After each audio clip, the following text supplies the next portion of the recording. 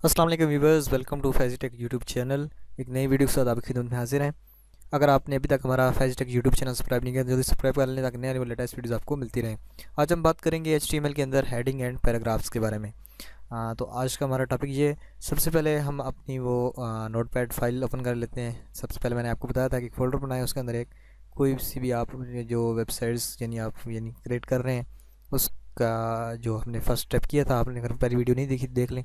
उसके बाद आप इसको अपने किसी भी एडिटर के अंदर ओपन कर सकते हैं।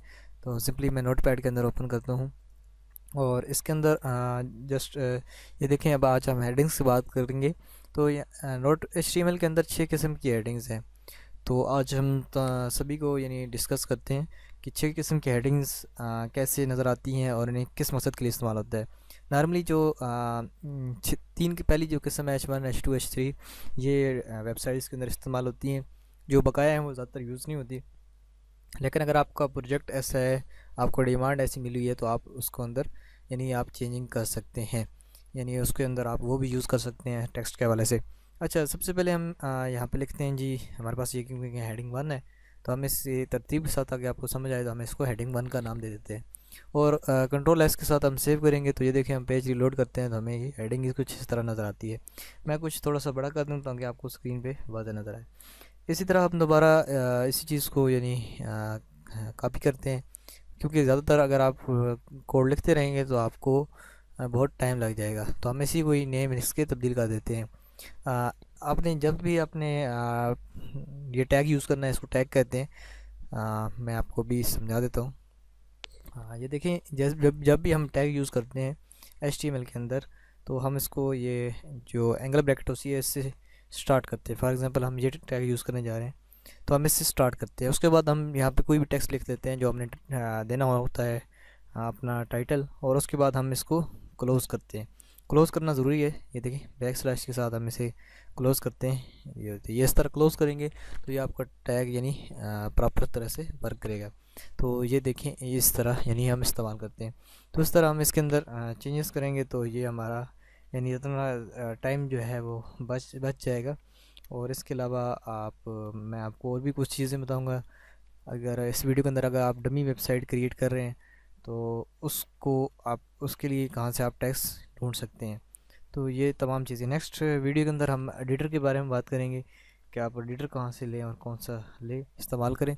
तो ये देखें जी, हमारी ये हो गई हैं ये टैग्स, तो सेव कर दिया। तो ये देखिए, इस तरह के आपको वो 6 किस्म के डिफरेंट आपको टैग्स मिलेंगे। तो नॉर्मली मैं इसको नॉर्मल 100 पे लेके जाता हूँ। ये देखें 100 पे। तो इस तरह की आपको ये तीन हेडिंग्स ज़्यादातर देखने को मिलेंगी। ये इस तरह की हेडिंग्स आपको बहुत कम, कहीं भी अगर यूज़ हो जाए तो वो भी हो सकती हैं। जैसे किसी अगर आप किसके पार में या किस तरह कुछ लिखा हो तो वो इस तरह होगा। अच्छा, तो ये हेडिंग देने का तरीका है, स्पेशल लिखना है और उसके अंदर आपने जो डेटा लिखना है वो आप लिख सकते हैं। इसके बाद हम ये कुछ हेडिंग्स को ख़त्म कर देते हैं, एक ही हेडिंग को रहने देते हैं और हम यहाँ से पैराग्राफ लिखते हैं। तो पैराग्राफ के लिए हम पी टैग का इस्तेमाल करते हैं उसी तरह, और इसके अंदर हम कुछ भी लिख देंगे, दिस इज़ पैराग्राफ। तो इस तरह हमने कुछ भी लिख दिया और उसके बाद हम यहाँ पे इसे इसी तरह एंगल ब्रैकेट के अंदर इसे क्लोज़ करेंगे। तो ये हमारा एक पैराग्राफ, ये तो मैंने 2 लाइनें लिखी हैं। लेकिन अगर मैं आपको यहाँ पे एक और वेबसाइट बताऊँ जिसका नाम है lipsum.com। तो ये जो वेबसाइट है, इससे आप कॉपीराइट फ्री टेक्स्ट आप ले सकते हैं। अगर आप किसी और वेबसाइट से टेक्स्ट उठाएंगे तो आपको कॉपीराइट स्ट्राइक मिल सकता है, गूगल आपको कॉपीराइट स्ट्राइक दे सकता है।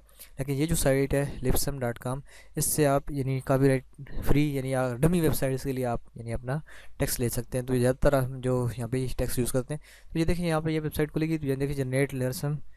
तो यहाँ पे आप देखेंगे पैराग्राफ वर्ड्स क्या चाहिए, तो हम पैराग्राफ चाहिए तो हम जनरेट लिरिसम लोरेम लिप्सम करेंगे। तो ये देखें, हमारे पास एक पैराग्राफ की शक्ल में हमें चीज़ सामने आ जाएगी। तो ये दे रहा है 550 वर्ड इतनी बाइट की है।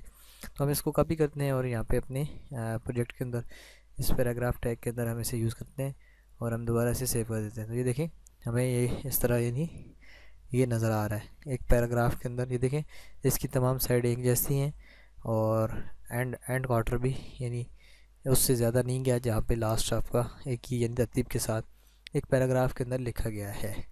अगर हम इसके अंदर जितनी बेशक मर्ज़ी स्पेसेस यानी कुछ कर दें चेंजेस, तो ये एक अच्छी तरह यानी पैराग्राफ की शक्ल में हमें यहाँ पे नज़र आ रहा है। तो यहाँ से आप, वैसे मैं आपको समझाने के लिए यानी ये वेबसाइट ओपन की है जिसके अंदर आप यानी आप कॉपीराइट फ्री यानी जो है वो आप टेक्स्ट उठा सकते हैं।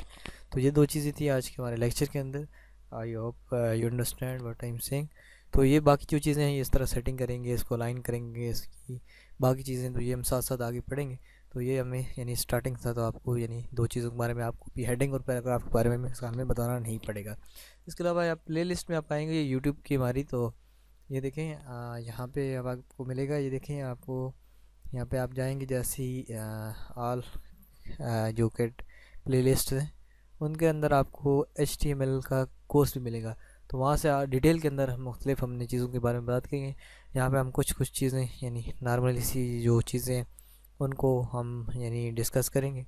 ये देखें HTML5 के हवाले से हमने यानी complete course in Urdu Hindi 44 lectures हैं और काफ़ी अच्छी तरह डिटेल में हमने इसको पूरा कवर किया है, मुख्तलिफ चीज़ों को एक एक करके। तो वो आप यानी दे सकते हैं। तो लेकिन यहाँ पे बताने का मकसद ये है कि हम कंप्लीट एक वेब डेवलपर कोर्स बना रहे हैं, तो इस वजह से हमने इसको लॉन्च किया है। तो I hope you understand what I am saying. मिलते हैं नेक्स्ट वीडियो के अंदर, तब तक अल्लाह हाफ़िज़।